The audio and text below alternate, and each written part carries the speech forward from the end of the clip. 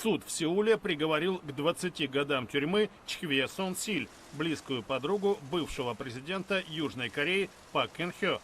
Защита готовит апелляцию на слишком суровый, по ее мнению, приговор. Осужденная признана виновной во вмешательстве в государственные дела. Ранее она получила 3 года по делу о вымогательстве и мошенничестве.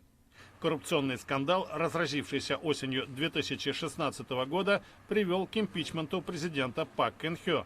Она посвящала подругу в государственные секреты и позволяла ей править тексты своих выступлений.